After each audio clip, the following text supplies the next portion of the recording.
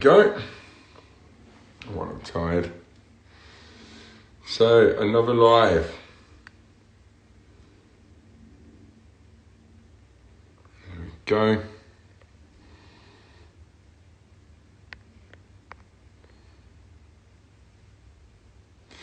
Hey everyone. So, another Landscapers live. I'm going to invite our guests on. So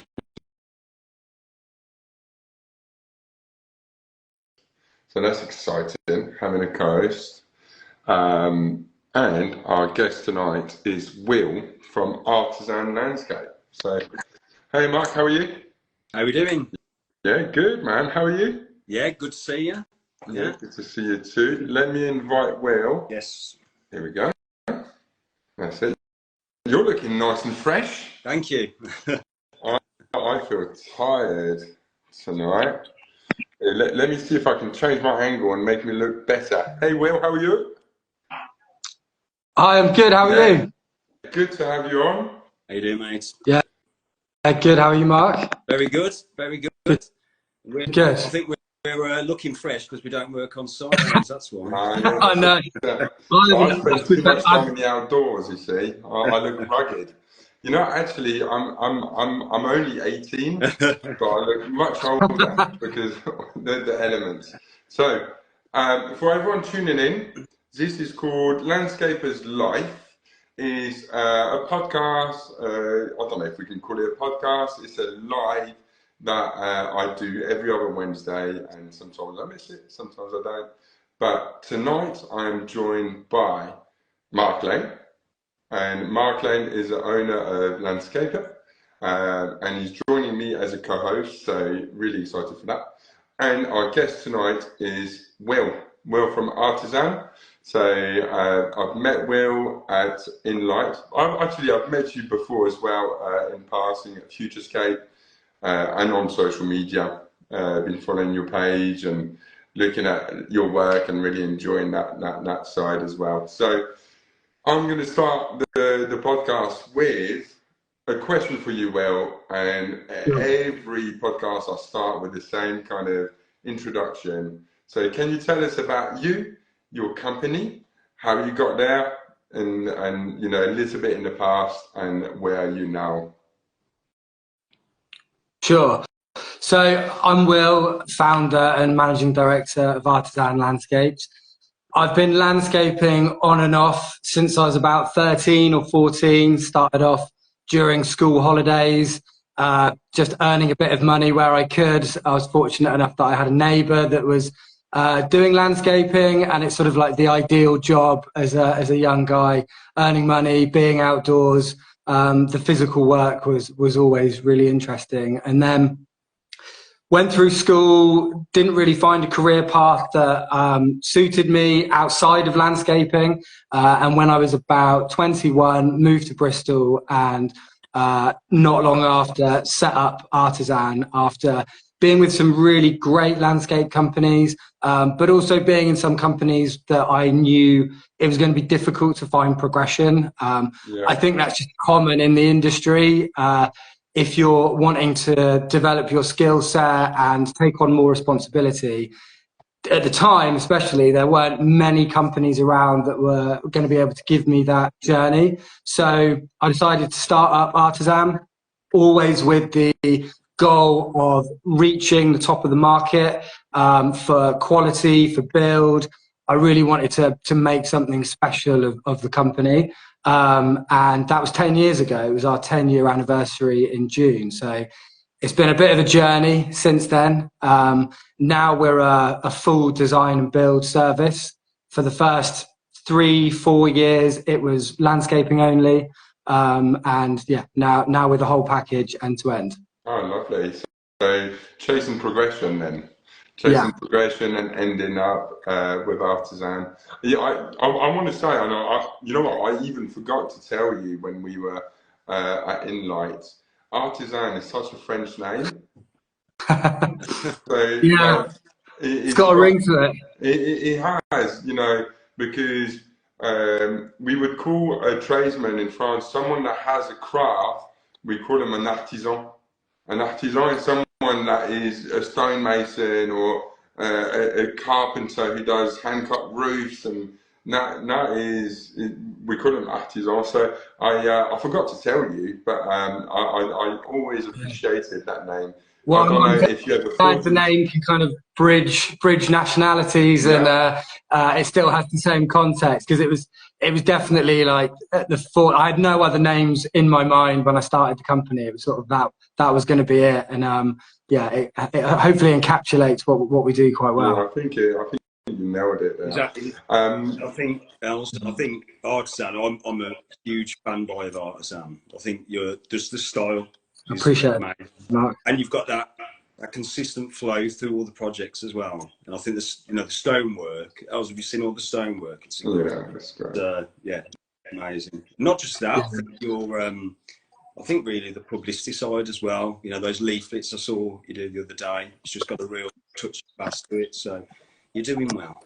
I appreciate that. I mean, I could definitely say the same about you guys. Like, I feel like our industry is reaching a point where there's inspiration everywhere, and everyone's doing things slightly differently. Everyone's got a different way of doing things. Like, I'm sure we've all experienced it. You're learning on the job sometimes, but you'll occasionally work with people throughout your career that show you a different way of doing things. And that's certainly like how we've evolved. But you guys are doing exactly that. I think we're all striving for the best. This is one thing about this kind of like social media thing. It's like, if it wasn't for this, we probably wouldn't have known each other so well. Now, obviously you've got awards and things like that where we're lucky enough to meet up, and I'm looking forward to this coming Friday.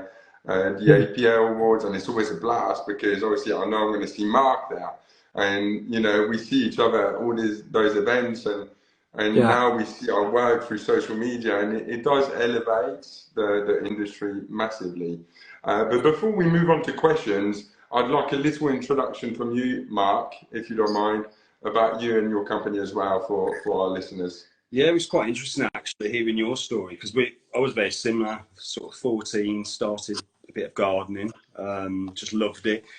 Wasn't the most academic, so I had to do a hands-on job. That was the choice I had, and I just loved it. I just loved landscaping. So in 2006, I left the company that I had learned the trade in. I think I just wanted to do it for myself, and I suppose we've grown organically, only down to the people we've got around us, and inspiration.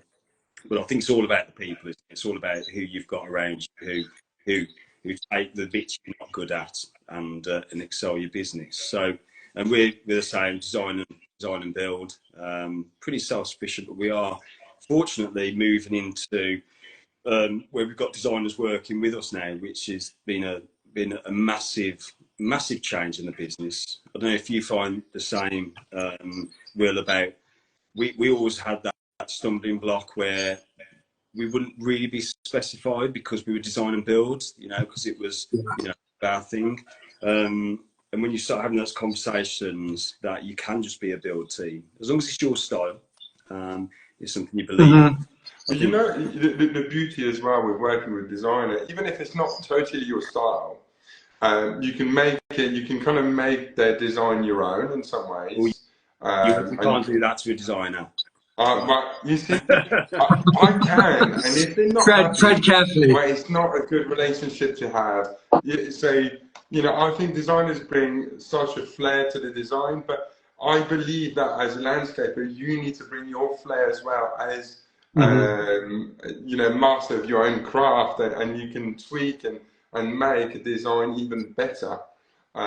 So we only work with designers now, and I love it. So it's, one project will be with such and such designer, and it's very much their style, but we'll put our take on it. And then you go with Paul Baines, another designer we work with, and he's got his style, and I love working on his design. So that change and that evolution with people makes it more interesting in some ways, and you learn different styles, and it just makes it more rounded, more exciting in some ways. But I'm going to fire up the first question, and Sure. it's a light-hearted question, and Yeah.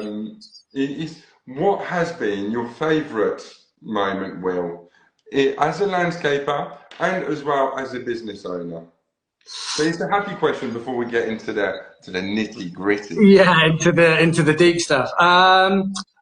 Favorite. I mean, like, there's been so many different moments that I've thought, yes, this is what it's about. And like, I think our first APL awards, that was definitely like a seal of approval. Yeah. Like, we're heading in the right direction. It was the first time we only entered one project. I think we might have entered two projects, but it was definitely the first time we'd entered. And we won. And so that moment quite early on was just a rewarding like pat on the back to say we're doing the right thing and we're heading in the right direction. Yeah. It's slightly double-edged because it then set a bit of a precedent of like, okay, right, we've now won an award, like we've got to keep maintaining that. Yeah, keep pushing. But that's what, that's what I enjoy doing, is kind of pushing things on. So that was definitely a really great milestone. Moving out of a bedroom office, I think I was basically working just in my bedroom, so that was quite a good moment. And I don't know, so many of our projects have been equally as exciting, where we've been bold and ambitious with trying something that we've never done before, at the risk of it not working or coming at a real financial cost to us as a company. But it's taking those risks and then seeing them through and seeing them work. So the APL awards definitely one I can put my finger on, but the rest is just like those little victories. That's nice. Have you entered? Have you got anything entering on Friday? No, I haven't got anything entering this year.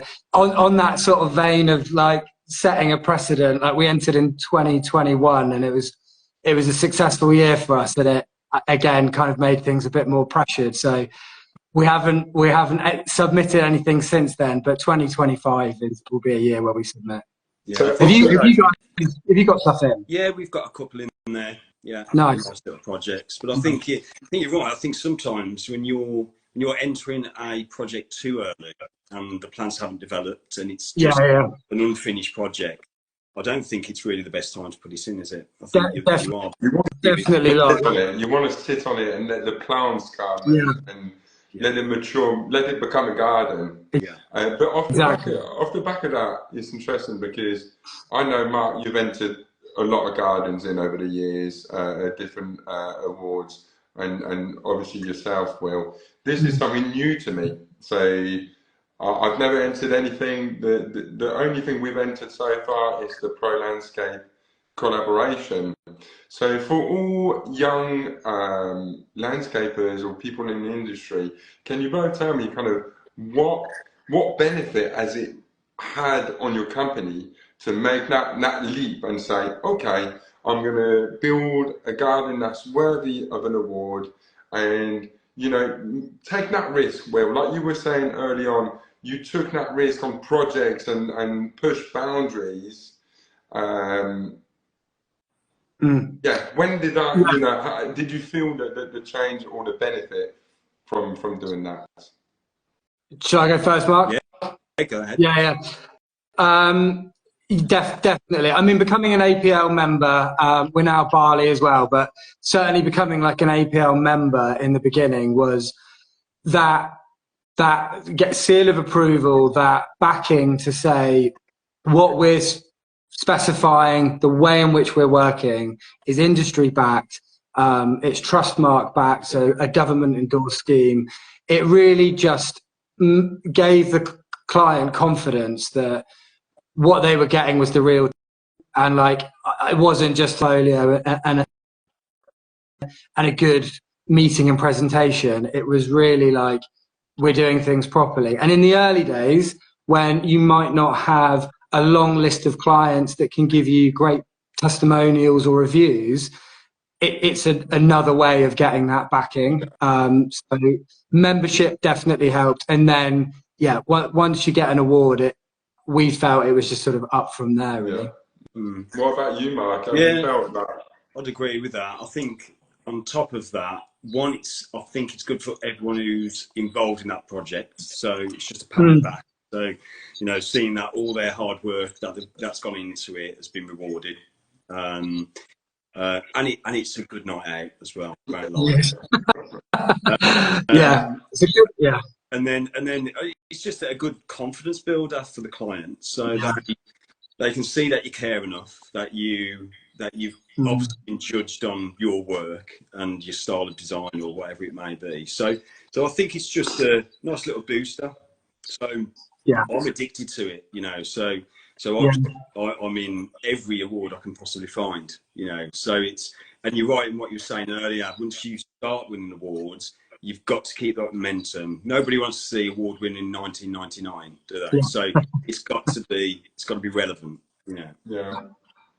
And as well as building a reputation as well. So, you know, if you're wanting to work with designers and people like that, strong outfits, you know, good designer with good reputation, I think having that behind you will definitely seem a bit more appealing for them to trust their design into your contractor's hands, if you like. Yeah. So, yeah, go on, Will. I was going to say, you know, money can be a bit of a difficult conversation. I'm sure we've all had conversations with clients. It probably happens on most projects where the brief doesn't necessarily meet the investment and vice versa. And when you're building a strong company, there are so many processes and backroom stuff that happens that is not that glamorous, but it does come at a cost. And so you have to reflect that in your pricing. And being a member of a sort of a governing body, they ensure that you are bringing in those processes, but that does have a cost to it. Presenting that to a client and saying, yeah, but we're doing all of these things right, and it's being done properly, not just the quality of work, but our health and safety, our, you know, risk assessments, like everything is being done to a professional standard. And yeah, being a member of the APL or Bali, that just does that. Yeah, I think when I jump in, I think it's really good to have that. I do question sometimes because the clients don't understand what the APL is or Bali, you know. So you are labelling that point. I think it's down to the right client. If you've got the right client who understands that in quality, if you've got people who you need to spell it out to them, they're probably not the right client anyway. You know, if they're so cost driven. So, but I think it's for the right client, it's definitely good to have that of an accreditation. But even designers, you know, go on that first meeting with clients, and often they'll say, we'll recommend, you know, APL or Bali kind of companies. So straight away, I think from that regards, the designers had that conversation with maybe a non-educated customer about the industry and kind of guided them towards the right path of choice on what type of contractors to go for. So I think it's all about education and taking the time to explain those processes. It's a little bit like us explaining to our clients where the money's going, you know, and you know, it's all about educating the client. You know, a lot of the money is under the ground, and you know, the pretty stuff. You know, you can quite clearly see the price tag on that, because you can go on any stone supply and see, you know, this is £60 a square meter and this is this. But it's taking the time to educate. Right, so I'm going to fire up another question. And this is kind of to both of you, because, you know, we're going to go into the nitty gritty of running companies here. So I would say we got three companies doing different ways of running. So I'm very much, and as you know, guys, I'm very much based on the tools, and my office work is probably left behind, and I've leaned a lot on my wife to pick up the pieces. And recently, I'm kind of opening my mind to running my company slightly different and being more proactive. I had Will on the phone earlier and I explained what I'm trying to do. And I just wanted to tell the listeners tonight that I went to Amsterdam with Will and different companies, and to look into companies like Will's or Marc's and to see how they do their business is quite eye-opening. So my question to you is, to you both, is when did you realise as a landscaper, because we all started similar paths, you know, on the tools, when did you both kind of had that moment say, okay, I want to build this company and it's going to take me stepping away from the daily tools and that kind of work to more working, you know, on my business. So what was your leap, Will? At what point did you know this is it? This is the path I'm taking? So I'd like to say it was like fully planned, but it never plays out exactly that way. But a part of it was that I knew the end goal was to grow a company to a point where it could be managed rather than for me to be working in it as a owner operator on site. So there was always that end goal. The crossover point was helped by we were getting busier and busier, and it was just crossing over from being able to do like a few days on site and a few days in the office to even the few days in the office that I'm doing is not enough to get everything done. And we were starting to let clients down with time frames on receiving quotes. Everything was stacking up, and I sat down with our accounts, with our accountant who's now works the company full time. But at the point I sat down with her and said, like, where do we need to get to afford for me to come off site? Like, what does that look like in terms of revenue? How many members of staff are we going to need to cover my wage to come off site? Even if it's just a basic wage in the beginning, just to allow some breathing space. Yeah. And we mapped it out, and you know, the income, the revenue from new projects coming in, we tried to kind of match what we needed to do, and then yeah, made the plunge. But it wasn't easy. It wasn't straightforward. There was definitely a while where I had to take a pay cut because I wasn't earning the money on site. I became an overhead. I wasn't a producer of the company. I wasn't producing the work in that way. So it was part planned, part circumstance. But yeah, definitely having an eye on your figures, making sure that you are fully aware of how your business looks financially in the moment and forecasted, and then see how that tallies up against your order book, and then make a kind of decision to say, right, by this point, this is when I need to step away. Yeah.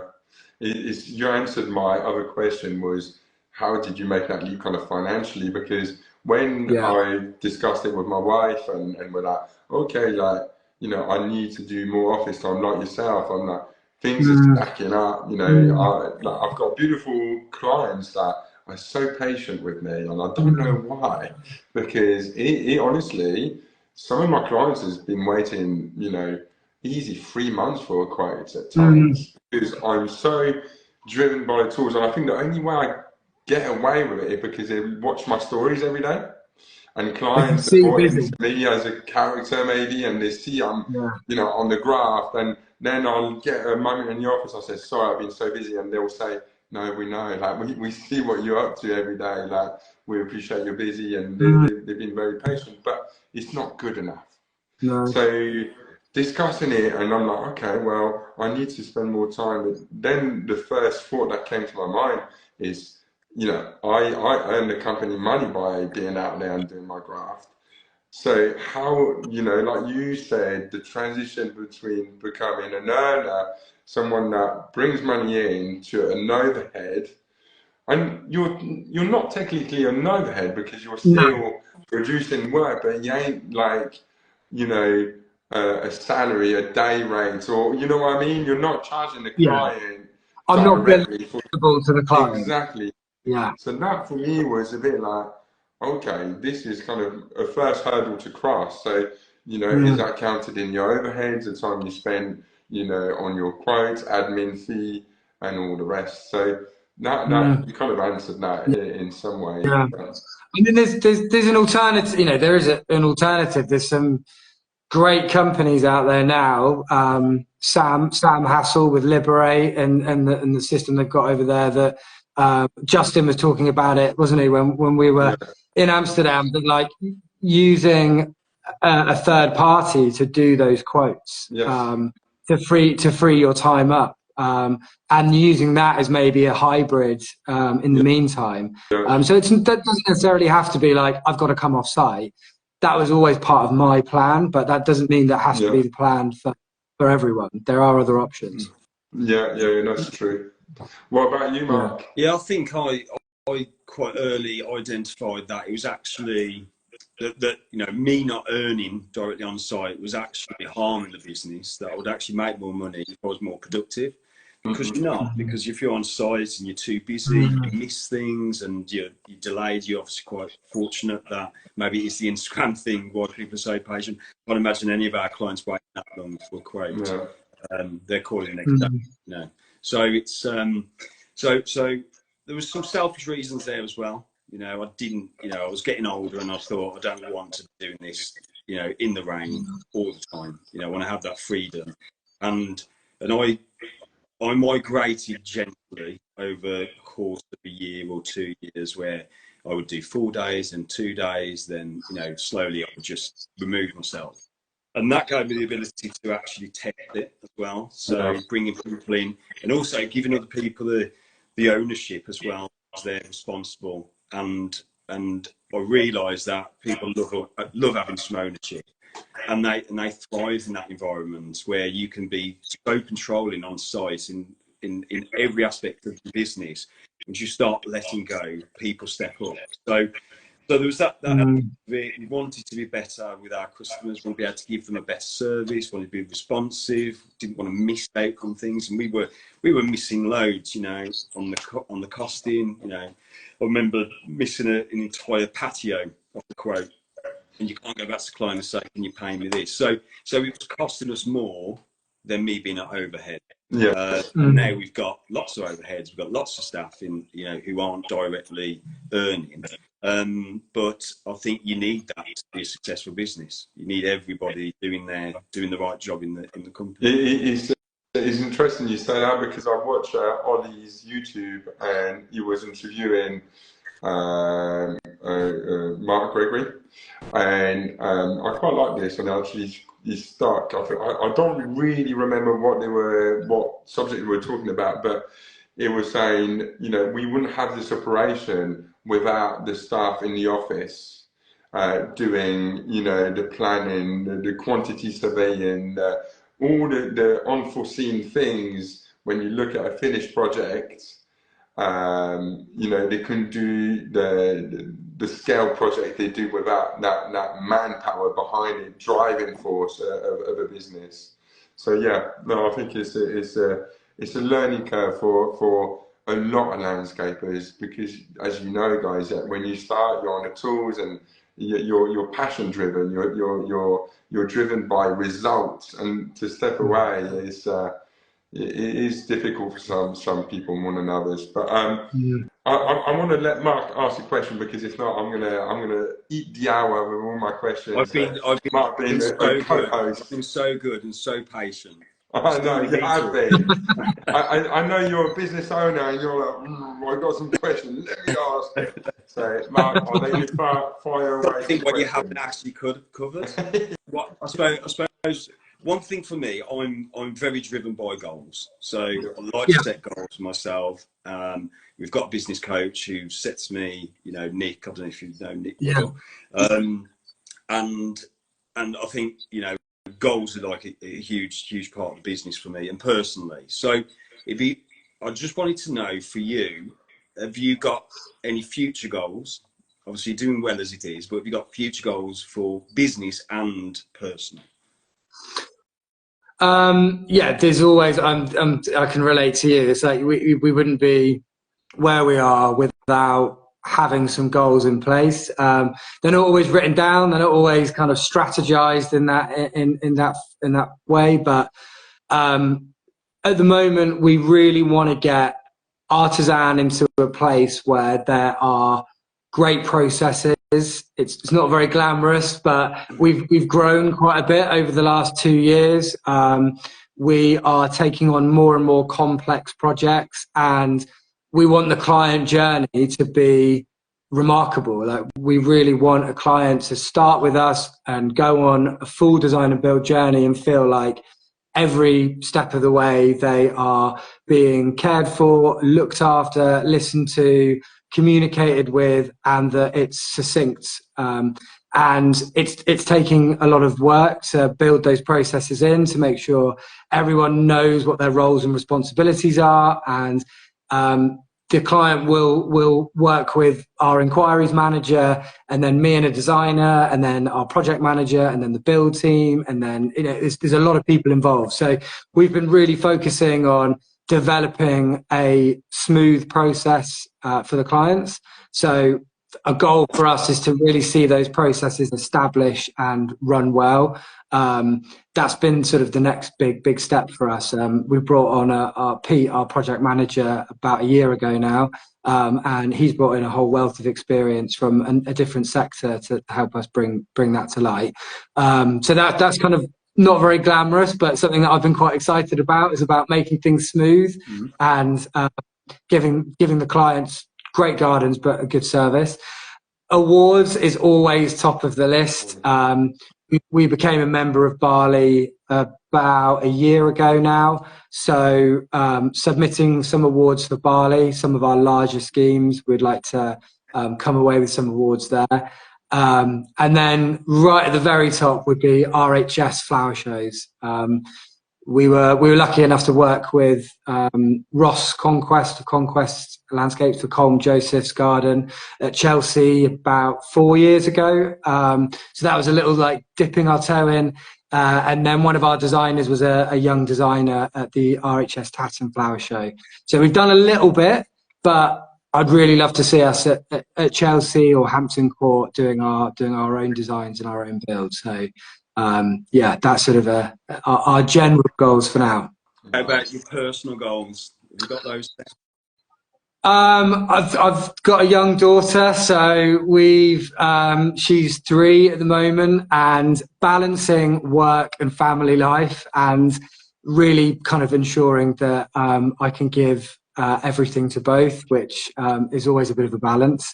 I'm doing a half marathon in October, so that's something that I've never done, and getting onto that kind of fitness journey.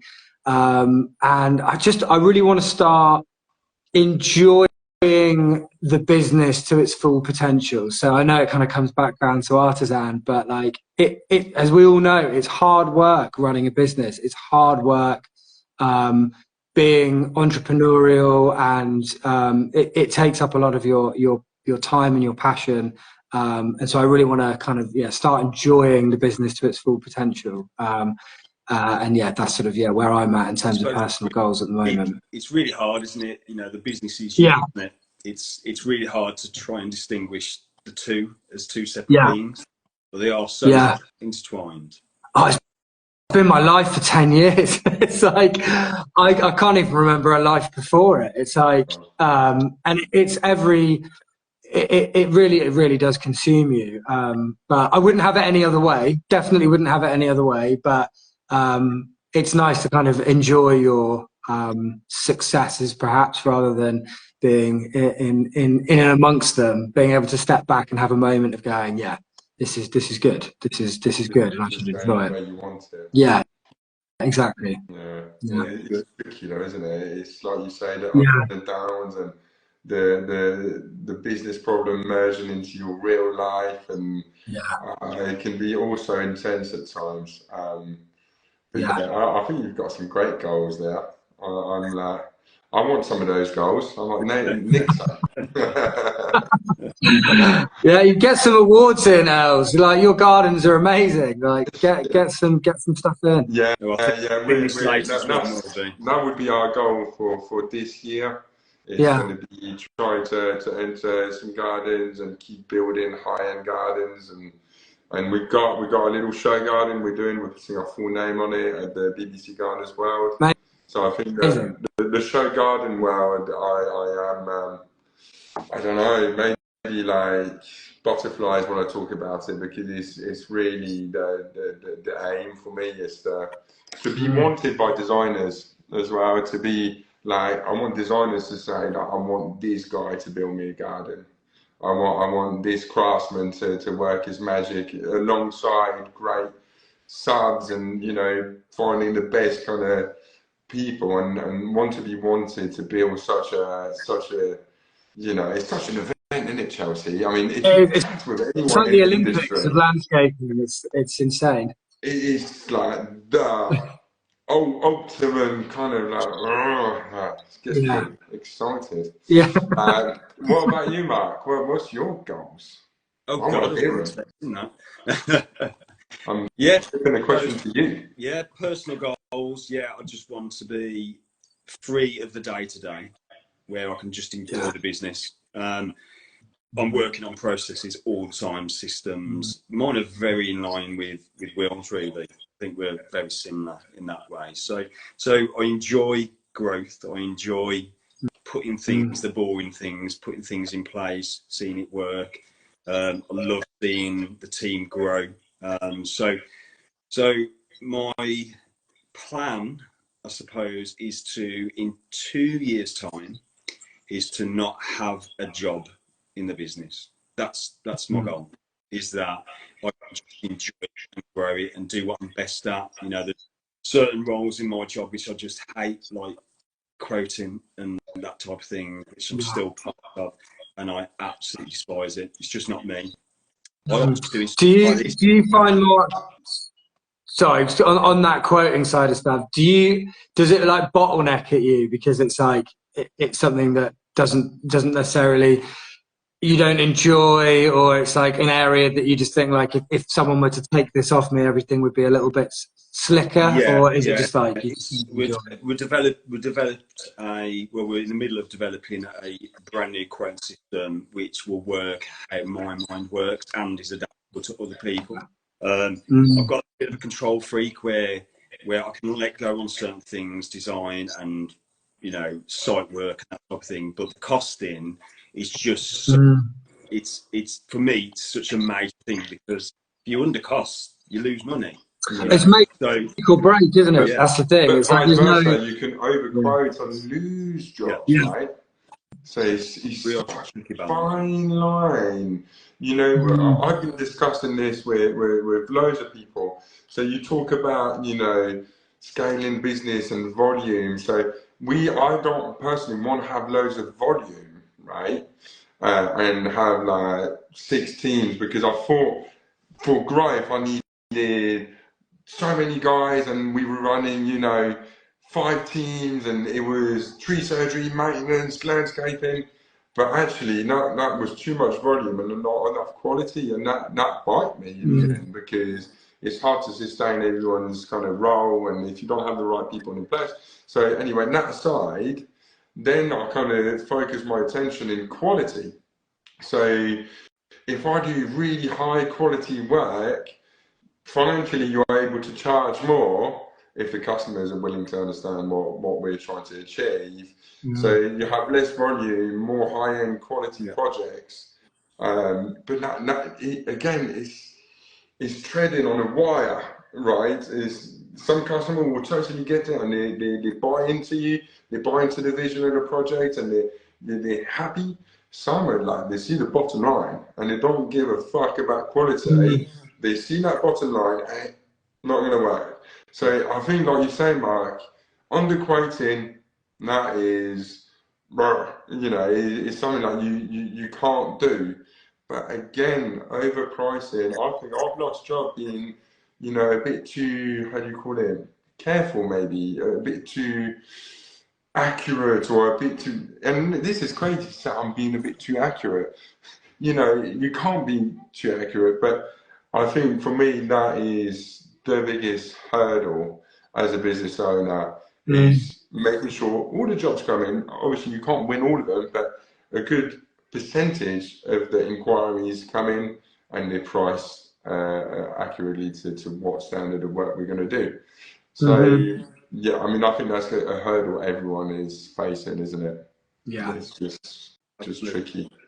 Yeah, the other I wanted to bring up actually with you, Will, Yeah. which I'm experiencing loads personally, and speak to other businesses of different sizes. There's two things we seem to be hitting against. One seems to be the dreaded builder, who seems to be taking landscaping on and taking costing.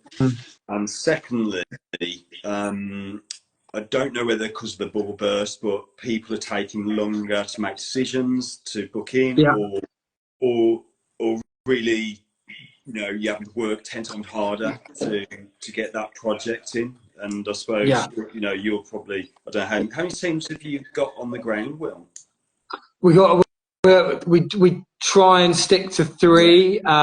So we've got a team of 10 10 of our kind of landscape construction team, but we're actively trying to move up to 12, but hiring is another challenge. But so we run 3 teams, so 4 on each team. And yeah, those teams will splinter off to go and finish snagging or completion tasks or variations on other projects. But on your point of like the kind of builder relationship with the client situation, I think it does tie in quite well to your other point on like getting clients over the line. Part of it is trust. I think that most of the projects that we work on, where we've done the garden design and then we're entering into it thinking it would be a design and build project, the client has gone through quite a extensive refurbishment project, extension, or a new build. That's always been more disruptive and more challenging than they'd anticipated. Over that period of time, if the project's gone well, even if it's been more disruptive and difficult, they've got a good relationship with that builder or that contractor, and for ease of the project and what they see as being better value because the builder's already on site, or so and so, my builder said he can do it for this. I don't think we can compete against that because that relationship has already been built, and we haven't come across any clients where they've taken our design and given it to a builder that they don't have a relationship with already. So, or as far as we're aware, obviously some projects don't always go to build for many different reasons. So I'm not quite sure on that, but certainly projects where the client's got a relationship with their current builder or contractor, they've just said the builder's going to do it for ease or for access reasons. But on the other thing about getting the clients over the line, like absolutely, like compared to the COVID years where it just felt like we couldn't keep up with the amount of projects that were going ahead, it's definitely slowed and become much more difficult to get clients to commit. Part of that, I think, is like mortgage rates and the cost of borrowing. Like money is more expensive now than it was 2, 3, 4 years ago, or even before that. So, some of our clients might be taking equity out of their property. They might be selling another property they've got, and part of that's paying off their mortgage, and they're not paying off as much as they had hoped. There's lots of different reasons, but I think the cost of money is definitely not helping with getting clients. The value of projects are going up, not just because that's our type of scheme, but because materials have gone up in price, the real living wage is going up in April, the cost of fuel is more expensive. It's just more expensive to deliver projects. And so clients are more nervous about it. Like they're not seeing their pound go as far, and they are having to reconsider what they're spending on the garden. They start with one budget and then they're like, oh, actually, that's a bit too much, or they're a bit too exposed. So, yeah, I think although the cost of living doesn't necessarily impact most of our clients because of maybe their kind of like net worth or their kind of their demographic. And you're not going to be spending a lot of money on a garden if the cost of living is necessarily directly impacting you. But there is an impact somewhere. Yeah. I think that was really exactly. I like what you said, about the cost of living and all that stuff. I totally agree. And as well, going on the customers, what they require, I think, with, social media, and they see gardens that they want and can't afford. So I get that a lot. I want this, part of the scheme, but in reality, the budget is not there to cover it. But, they've seen it. They've seen it, Pinterest, Instagram. They all want the perfect garden, but it's not in reach financially as well. What I struggle with as well, time wasters a little bit. I think half the battle is trying to make sure your vetting system is as good as it can be, and then try and establish those questions straight ahead. I always find that actually if they've just come to an end of a renovation or they're planning renovation, for me that's not a great lead for the reasons you spoke about, Will. I find our best clients are people who are not going to move in 5 years, and they're people who really value the garden. It's not just a space that they need tidying up. That they're sensible about costs. It's good when they have had work done recently because they understand where costs should be now, where they're absolutely shocked, because it's been 20 years since I've spent money on something. So trying to identify those key points of your ideal customer at the early stage in your kind of, vetting process is just as important for us as it is for them. I'm very much about that. We're a team, me and the client, and we've got to work together, and we've got to be right for each other. And if we're not, we have to be honest. And if they haven't got to spend, I'll recommend someone who may be more suited. Hey, Mark, not to waste time. Time is valuable. Whilst you're on that subject, and I'll ask you the question, Mark. I've had a question come in. Oh, sure. Can I ask, do you think it's okay to ask the customer if they have a budget? I think you have to, but sometimes it's a good one because sometimes they genuinely don't know what the budget needs to be. Sometimes they're embarrassed about saying the budget. And sometimes they don't want to tell you as well. They don't want to tell you. They want to say, I've got a $100,000 budget. And they don't want you to think that's it. I'm going to spend this $100,000 budget. If the project was to be 75. There is that, and there definitely is. But I genuinely believe that majority of people is just because they don't know. And they don't want to say something ridiculous. So they don't want to be embarrassed. Try and give them something tangible. So you may bring up a project which is similar to theirs, and at least let them know how much that cost. Then ask the question. So if you give them something tangible, so they understand what cost should be, and even if you throw a figure at them, though suddenly if they haven't got a budget, you throw a figure at them, suddenly they have got a budget. It's always like that. It's always like that. I mean, we don't have a budget, so for what you're explaining, you're looking between 50 and 70 grand. Let's say, okay, no, we've got a budget of 40. Great. It's in there somewhere. I mean, exactly the same as you, Mark. Like, our inquiries manager will most of the time be going through a due diligence process of helping to educate the client on the phone initially. Like, sometimes the inquiry will be pretty straightforward and there's a realistic budget, but that's very rare. So it'll be like, get a rough square meterage off Google Maps. Like, it's very straightforward. You can get a rough square meterage. We can look at another project that we've done that's similar, look at the budget for that garden. Does it align with their brief? Look at a very approximate square meterage rate. Is it like 250 quid a square meter or 600 quid a square meter? Because it's full of lots of expensive details.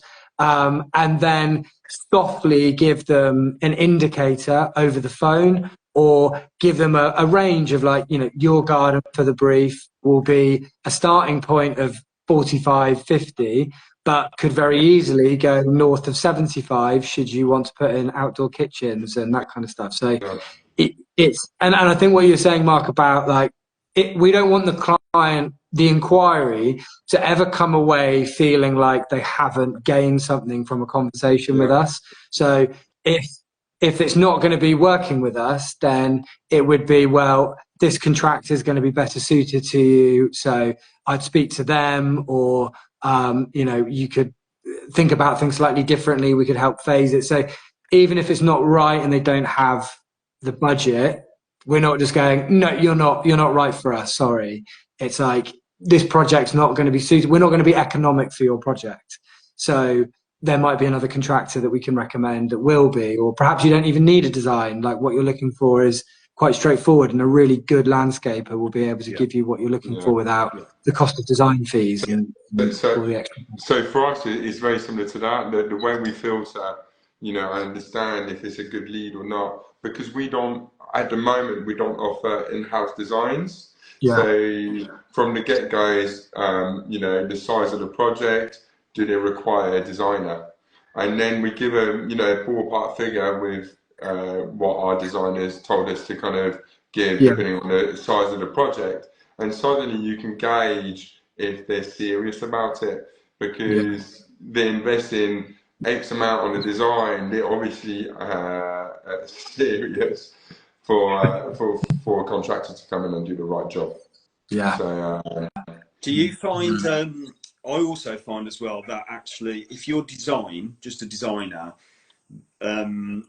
it's an easier conversation to have with the client, because you're not actively charging that for the build. No. You're advising. Where you design and build, you are benefiting from both parts, so they are a little bit more guarded. So coming from a designer, it's probably easier, as long as that designer, and this is always, you know, the big issue as well, where the, you know, separate designer and contractors, is as long as that designer's got a realistic expectation of what that design costs, rather than you know, I've got a budget for the design something, you quote it, it's 100, and it's you that's overcosted it. No, and that's happened. Design is actually been designed too highly. You know, I think you know, I'm really big on this at the moment. It's how, in the industry, how we can align designers and contractors better, so there's less disconnect and there's more involvement, more understanding, having those conversations at the early point before the design's complete. Having those conversations, even if the designer doesn't need to know, they might be able to just give a contractor an idea of, or you know, at least a small bill of quantities or something, that the contractor can have a half-an-hour conversation, give them a realistic expectation, and they can go back to their client with a design and say, I've spoken to someone I, you know, trust, and this is how much it's going to be. And at least at that point, they can scale the design back, and then there's a possibility for that design to actually be built and not be either ruined or poorly built. A dream. I agree with that as well. I mean, that you know what I quite like, and I know Justin's watching, but you know, looking at landscapers and designers' relationship, and I think, you know, Adam, Vetra, and Justin have this great collaboration, and they go on meetings together as a team, and suddenly they're talking about, you know, budget with the client, and Adam can turn to Justin and say, is that realistic? You know, is that achievable in your kind of constructing mind and in what we're good at? So I think that relationship, you know, if you're not like yourself, Will, design and build, and you work with designer, I think building that relationship, not being afraid to say, sorry, such and such design, that's not going to work. That's not what you're putting and suggesting. It's already half of the budget, and they want all of this as well. So it only leads to frustration, doesn't it? From everyone, because the designer wants it built. You know, Yeah, fundamentally, I know they get paid to do the design, but Yes. they want it for the portfolio. yeah, They live and Yes. breathe yeah, the design. They want to see it built. So I yeah, think, yeah, I think what Justin and Adam have got is brilliant. I think that's yeah, you know, we should yeah. see more of that, Well, collaboration. I think that kind of comes down to like the whole tendering thing. Like there is a place for tendering. I get that. Like we can't always have an industry based on like exclusivity on landscapers getting design, because it doesn't always work like that. But when you have something like, you know, Justin and Adam, where there is that relationship, that kind of symbiosis in how Yeah. they approach a project, the client only benefits. Like they might not, you know, if you're going to tendering, it's a race to the Yeah. bottom most of the time. The client might pick the middle one, but you know, the likelihood of going for the most expensive project, the most expensive contractor is quite slim. So, you know, the client might be getting a better cost for the project, but the chances are that they're not going to be getting the best result. And actually just working closely with a good designer and contractor team, or design and build, you're going to be much more likely to get a successful project, and a Yeah. project that won't go wrong.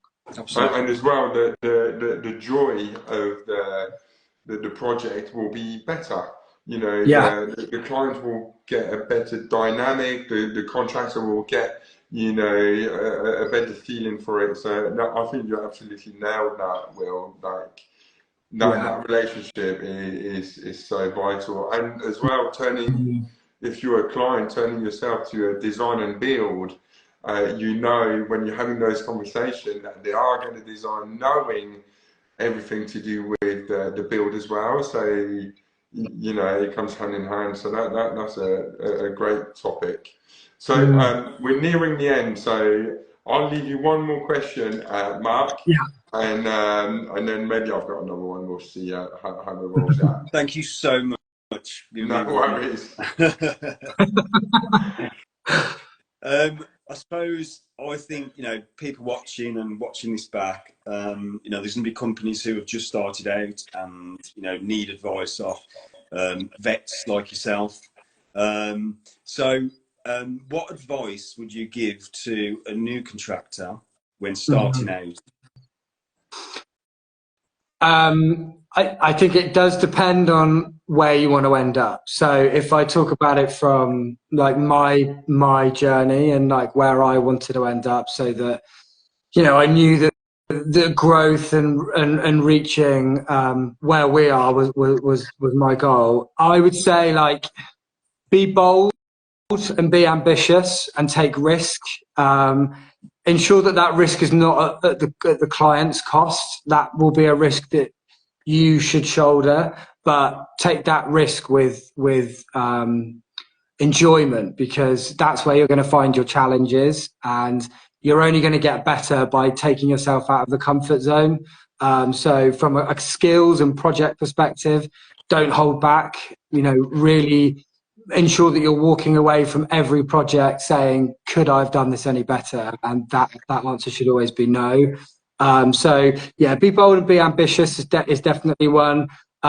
Enjoy the little victories, because you're always at risk of being like, when I get here, things will be easier. When I get there, I'll enjoy it more.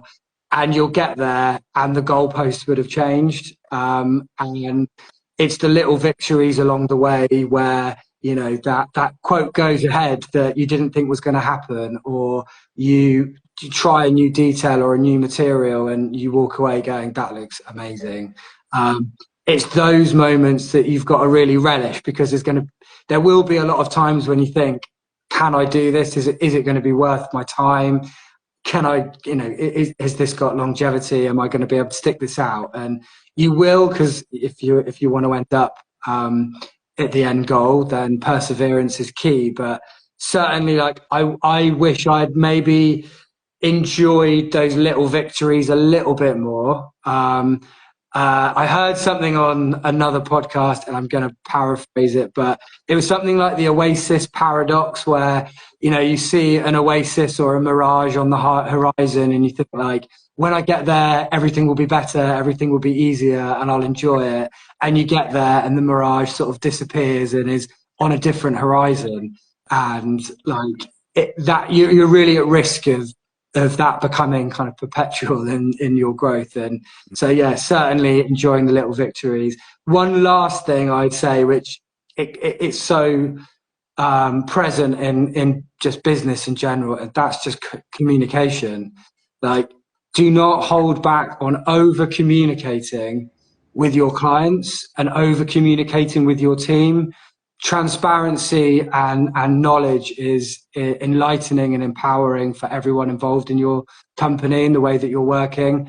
Don't tell everyone everything, but certainly be as transparent as possible about what your goals are as a company, what your goals are as an individual. Set really good values and principles that everyone can align to, and don't overpromise and underdeliver with your clients. Be realistic, and you'll only please everyone by ensuring that you meet that communication properly and not be disappointing people. Amazing. Well done. Well said. That is Will. Wow. You just moved me now. I've had 10 years to think about it. So. Well, inspired. I'm inspired. I'm inspired, and I love this podcast for this reason, because we get the chance of just chatting with people in the industry like yourself, Marc and Will, and sharing that fountain of knowledge that we acquire over the years of doing things differently. And it's vital to be able to share it, and people will be able to watch it back or listen to it on YouTube. So I want to thank you both for joining Landscapers Live tonight. And can I before we finish? Yeah. I've got this little 10 quick fire questions. Go for it. Will. I think one last question. Now you're asking for 5. Yeah, no pressure. You've got like a second to answer. Okay, right. Ready? Yeah. Composite or real decking? Real decking. Stone or porcelain? Stone. Cool tones or warm tones? Warm tones. Favourite style of design? Naturalistic. Favourite plant? We planted a Betula nigra today, so I'd say a Betula nigra, and that's pretty nice. You're a purist, Will. Yeah. That's it. You're a purist. Like your star has been just described right there. Yeah. I'm being a bit predictable. No, I enjoy those answers. Oh, you're ruining my quiz here. Yeah. Have you got another question? I'm still going. I'm only on 5. Shit, sorry. So, one person in the industry you'd love to meet who you haven't already?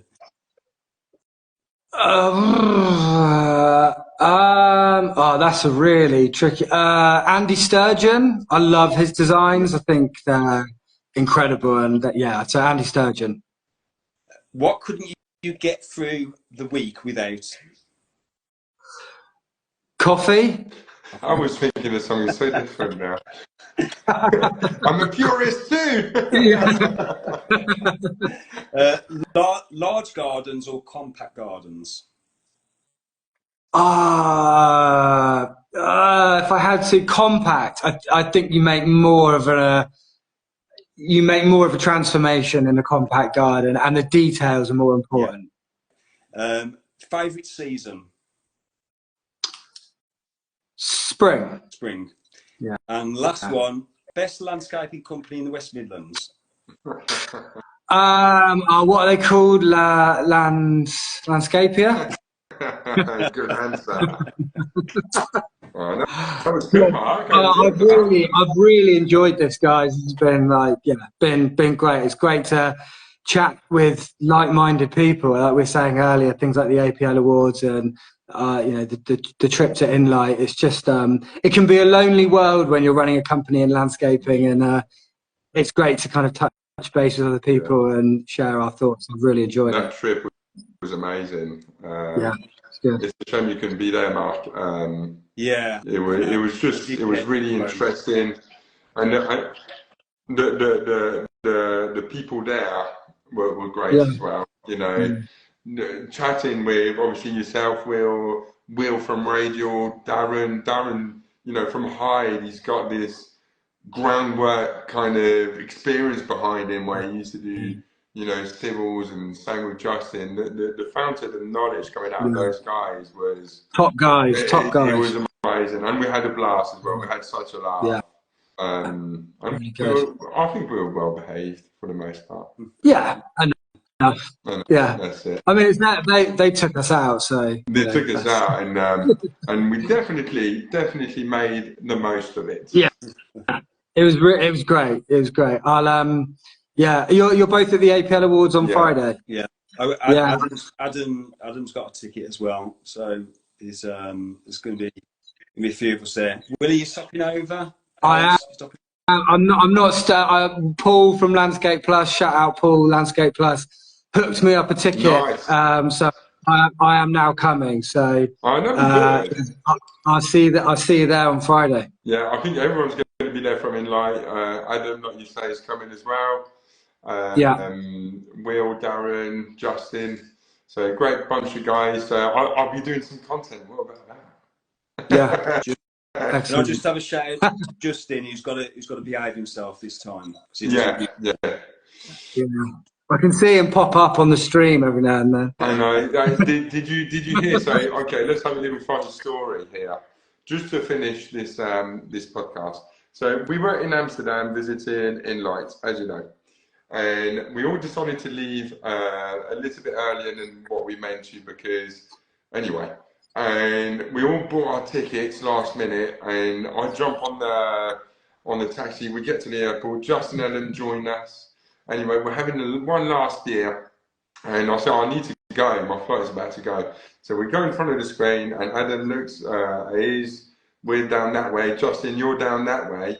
And he was flying to London Heathrow. So that's fine. He jumped on his plane, all good. So they land, and the lady in the plane says, you know, we've just landed at London Gatwick. And he's like, what? He turned around, he answered, sorry, where did we land? And so he landed at a different airport than what he thought he was meant to land. Anyway, only Justin could do that. What a way to end it. I know, it was great. But anyway, recap, great evening. You can find this, if you've watched it, obviously tell your friends to watch it back on YouTube, on my YouTube. And tomorrow I'll do a little post so you can go and watch it if you haven't watched it tonight. But I want to thank you both for coming on. Marc, you were a great co-host. Really appreciate you co-hosting with me. Will, you were a great guest. And I'll see you both on Friday. Thank you very much, guys. Really. Cheers.